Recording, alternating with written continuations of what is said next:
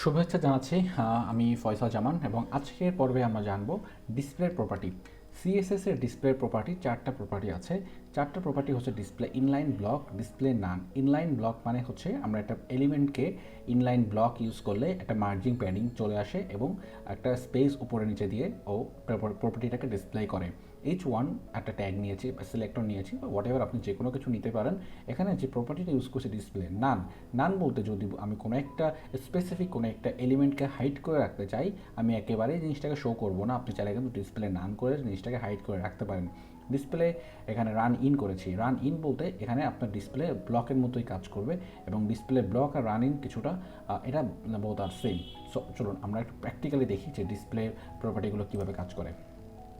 Alright, so এই বডির ভিতরে আমি কিছু টেক্সট অ্যাড করছি, সেটা হচ্ছে paragraph tag H1, H2, H3।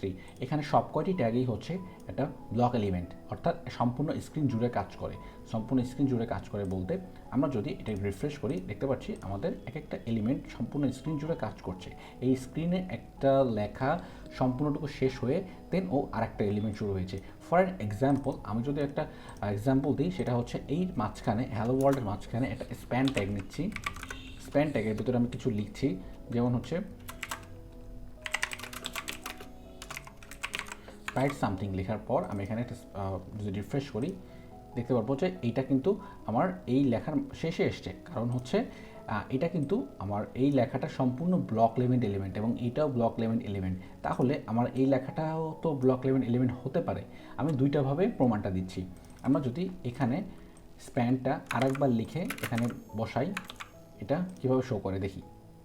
দেখতে পাচ্ছি এইটা লেখা শেষ হওয়ার পরে আমার এটা শুরু হয়েছে, কিন্তু এটা কখনোই কিন্তু হচ্ছে না। এখানে H2 পরে H3 বা H2 ইউজ করলেও আমার এই জিনিসটা সম্পূর্ণ স্ক্রিন জুড়ে ওটা শো করবে, কারণ এটা ব্লক এলিমেন্ট। আমি আরেকভাবে যদি এটা প্রমাণ দেওয়ার চেষ্টা করি, যখন আমি ইন্সপেক্ট করব, ইন্সপেক্ট করে দেখতে পারবো এই যে সিলেক্ট অপশনটাকে সিলেক্ট করে দেন আমরা যদি দেখি যে এটা সম্পূর্ণ স্ক্রিন জুড়ে কাজ করছে, কিন্তু এটা যদি দেখি যে এটা শুধু যতটুকু লেখা ততটুকুই শো করছে বা ততটুকুই ও মার্ক করে রেখেছে। এইটা দ্বারা বুঝতে পারছি যে এটাকে বলা হয় হচ্ছে ইনলাইন এলিমেন্ট, এটাকে বলা হয় ব্লক এলিমেন্ট। তাহলে এই জিনিসটা ডিসপ্লেতে সিএসএস প্রপার্টি ইউজ করে কিভাবে আমরা ডিসপ্লে করতে পারি বা এই জিনিসটাকে দেখতে পারি।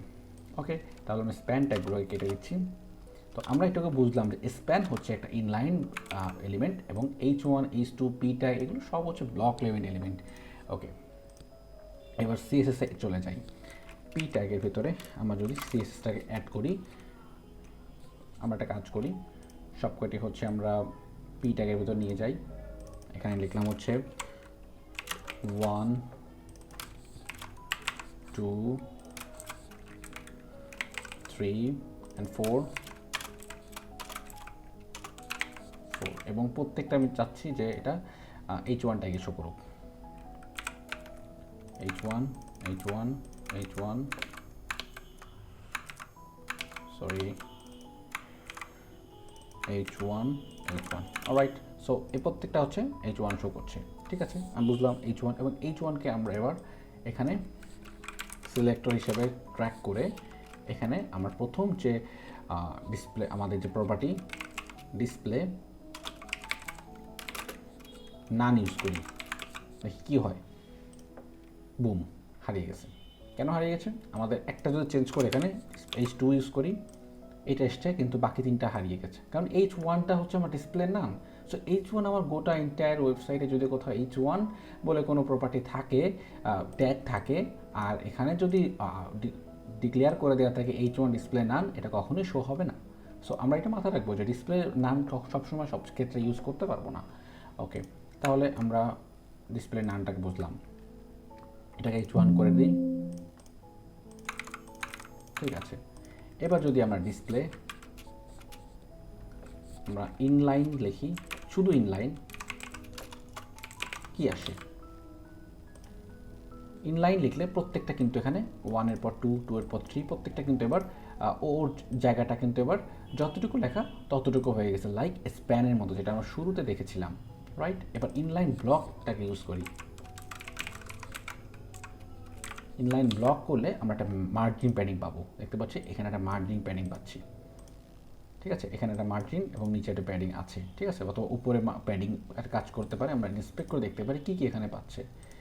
এখানে যদি আমরা সিলেক্ট করি জায়গাটাতে দেখতে পাচ্ছি এখানে একটা ভেতরে প্যাডিংয়ের ভেতরে প্যাডিং আছে এখানে একটা, ঠিক আছে। এইটাকে যদি সিলেক্ট করি দেখতে পারবো যে এখানে একটা মার্জিন আছে, সরি একটা মার্জিন আছে উপরে একটা মার্জিন পেয়েছে। তাহলে বুঝলাম যে ইনলাইন ব্লকের কাজ কি। আর হচ্ছে রানিংটাকে যদি ইউজ করি, রানিংটাও এক প্রকার আপনার ব্লক এলিমেন্টের মতো কাজ করে। আমরা রানিং যেটা আর হচ্ছে ব্লকটাকে যদি দেখি, ইনলাইন ব্লক ডিসপ্লে ব্লক যদি ইউজ করি সেক্ষেত্রেও একই কাজ করছে। সো আশা করছি আমি সব কয়টি আপনাদের বোঝাতে পেরেছি।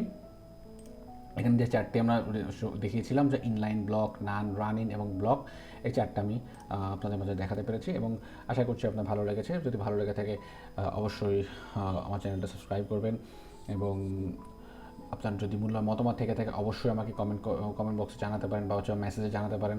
ধন্যবাদ।